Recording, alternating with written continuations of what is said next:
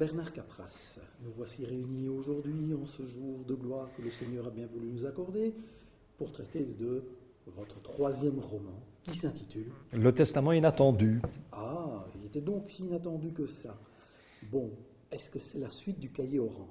En quelque sorte, bien que ce livre peut se lire de manière totalement indépendante par rapport au premier, parce que dans un avant-propos, je donne quelques éléments de repère pour ceux qui n'auraient pas lu le Cahier orange. Mais effectivement, 2 ou 3 des personnages centraux du Cahier orange se retrouvent dans le Testament inattendu. J'ai d'ailleurs écrit le Testament inattendu à la demande de beaucoup de lecteurs qui m'ont dit le Cahier orange méritait une suite, et je me suis laissé aller à cette pente en espérant qu'elle n'ait pas été trop dangereuse.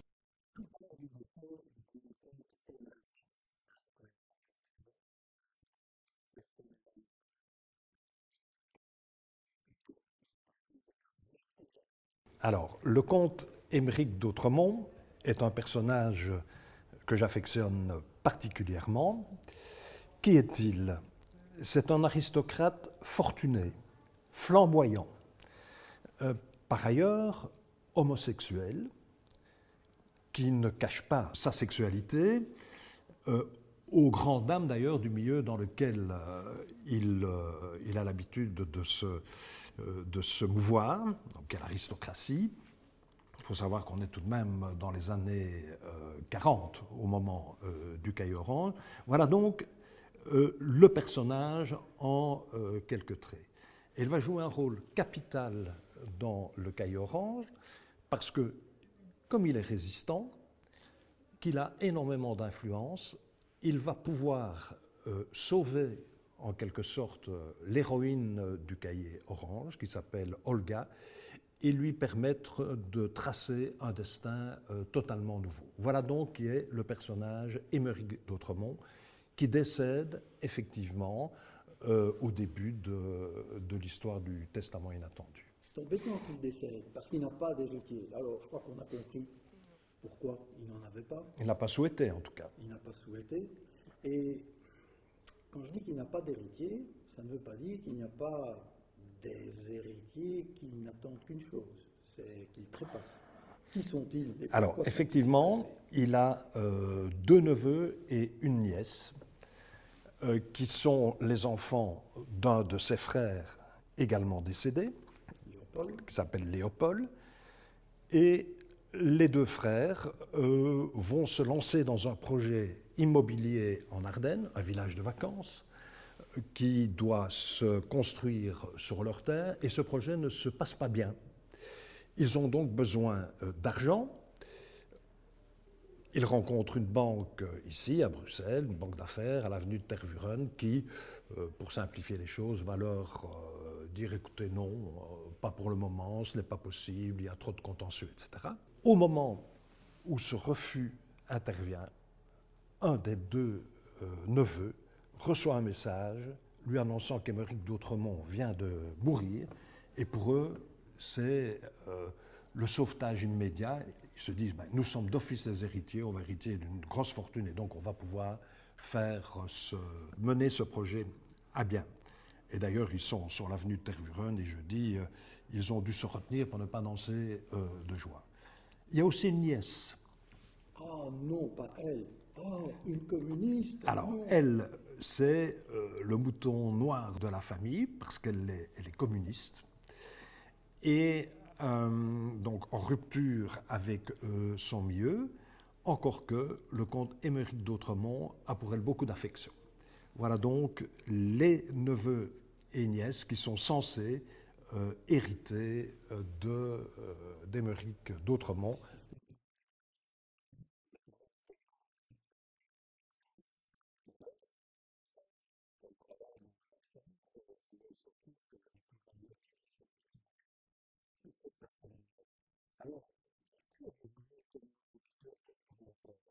Deux personnes vont être désignées, à leur grande surprise d'ailleurs, dans le Testament. Le premier, qui est légataire universel, qui va donc recevoir toute la fortune, à l'exception de quelques legs particuliers, dont un leg d'ailleurs pour notre communiste, c'est Anton Scarzini.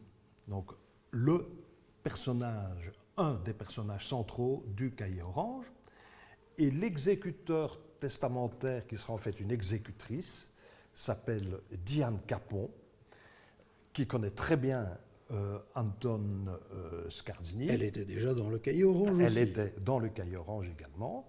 Et donc, exécutrice testamentaire, ça veut dire quoi? Elle est chargée de vérifier que les conditions mises par Émeric d'Autremont dans son testament et la manière dont celles-ci vont être respectées, c'est sous sa surveillance, en fait. Voilà donc que ces deux personnages qui se sont quittés de manière un peu ambiguë dans le cahier orange vont se retrouver l'un et l'autre, Anton Scarzini d'un côté et Diane Capon de l'autre. Vous avez parlé de Léopold, le frère aîné du comte Émeric, mais il y avait un jeune frère, Jean. Oui. Alors, Jean d'Autremont, c'est aussi le scandale de la famille, parce que ce jeune aristocrate va être convaincu par le rexisme, va partir se battre avec la Légion Wallonie et va disparaître lors de la bataille de Tcherkassy. Et là, il y a un mystère parce que un abbé, l'abbé de la Légion Wallonie, parce qu'il faut savoir que la Légion Wallonie avait des aumôniers, un de ces aumôniers, je l'appelle l'abbé Servet dans mon livre, va révéler qu'en fait, Jean d'Autremont a épousé une Ukrainienne au moment de la bataille de Tcherkassy, un peu avant celle-ci, qui s'appelle Olena Kovalenko. Et le comte d'Autremont l'a cherchée, ne l'a jamais retrouvée pour toute une série de raisons qui sont évoquées, et va donc demander à Anton Scarzini de rechercher cette femme. Cette bataille de Tcherkassy, je sais que ça fait mauvais genre de le dire, mais ça a été un exploit pour la Légion wallonne. Oui. Alors, évidemment, c'est une bataille terrible. L'armée rouge a défait les nazis de manière très très importante. Ils ont perdu des dizaines de milliers de soldats. Et la Légion Wallonie, qui combattait donc à côté de l'occupant, sous la direction, en tout cas dans une deuxième partie de Léon de Grelle, s'y est conduit, il faut le dire, d'une manière extrêmement courageuse. Et pratiquement la totalité de ses effectifs, enfin ils étaient encore 600 après la bataille. Ça n'empêche pas, évidemment, et ça ressort, je pense, très clairement de mon livre, qu'il y ait une condamnation sans équivoque de ma part, évidemment de la SS, notamment de Hitler et de tous ses affidés. En fait, dans la Légion wallonne, il y avait plusieurs types de légionnaires. Hein. Bon, il y avait quelques bandits, des gens convaincus, essentiellement, non pas par l'idéologie nazie, mais par la volonté de combattre le communisme. Ça, c'était vraiment leur objectif, complètement manipulé et dévoyé, évidemment, par les Allemands et évidemment par de Grelle également. Vous avez parlé d'une certaine Olena Kovalenko. Alors ça, c'est la femme magnifique de ce livre.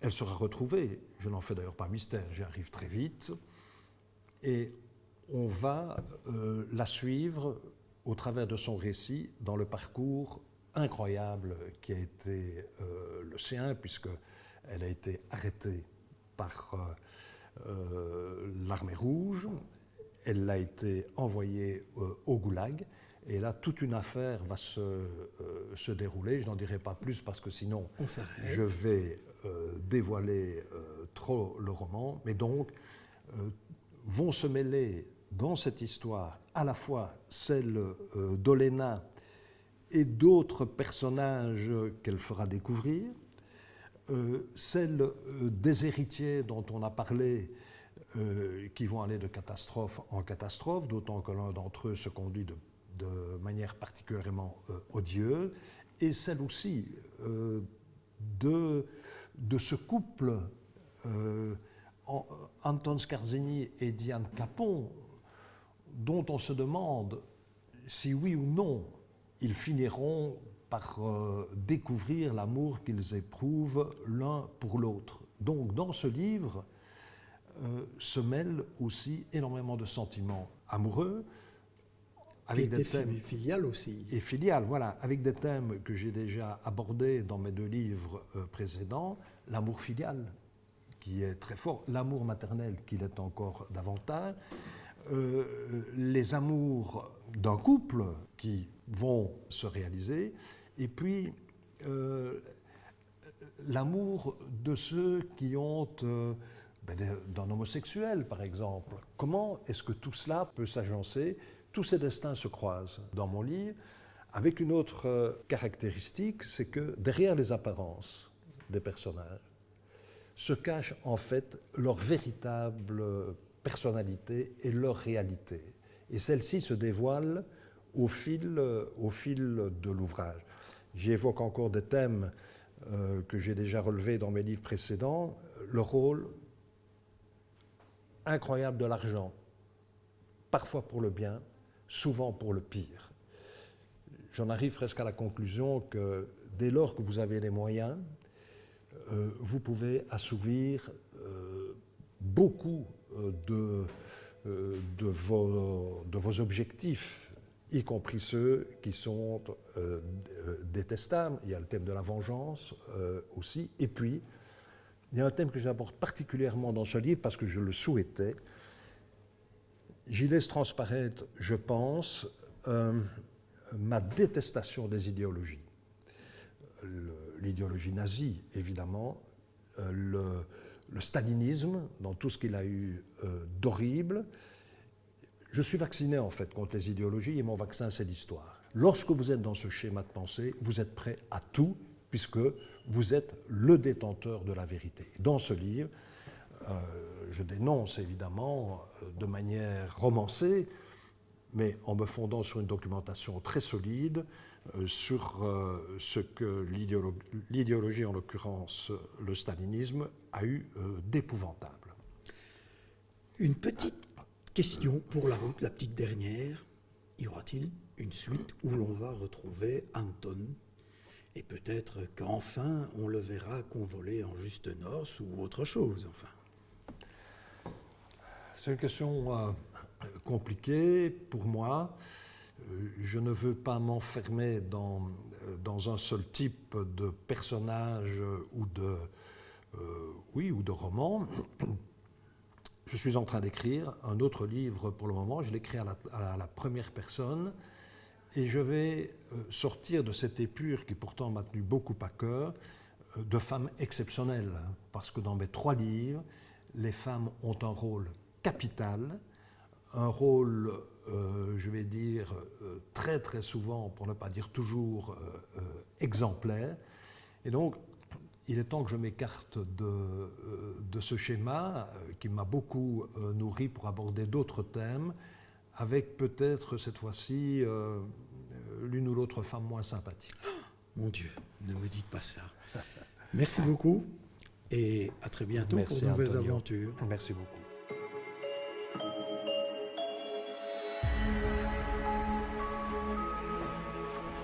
Bonjour tout le monde, hello everybody.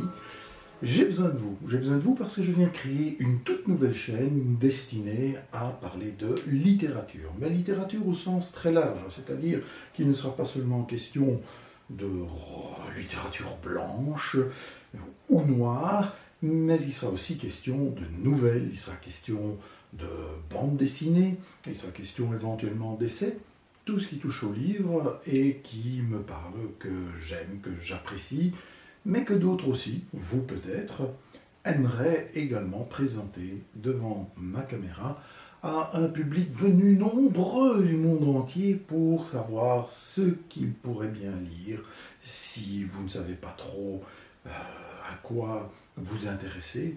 Eh bien peut-être que vous trouverez parmi mes suggestions des livres qui vous plairont, que vous découvrirez des choses que vous ne saviez même pas qu'elles existaient. Et donc, soyez nombreux au rendez-vous, mais en attendant, abonnez-vous. Alors, pour vous abonner, c'est simple. Vous avez la fenêtre YouTube et en dessous, vous avez un rectangle rouge avec des lettres blanches sur lesquelles il est écrit « S'abonner ». Vous cliquez là-dessus et vous vous abonnez à la chaîne. Où avais-je la tête? le nom de la chaîne, bien entendu. Alors c'est facile. Avez-vous lu? Oui, avez-vous lu? C'est ainsi que s'appelle la chaîne, parce que, n'oubliez pas, aujourd'hui, je suis devant la caméra, aujourd'hui, je vous présente mes coups de cœur, mais demain, c'est peut-être vous. Moi, je suis juste derrière, pour vous faire quelques grimaces en passant. Bon, allez, trêve de plaisanterie. Première chose à faire, s'abonner.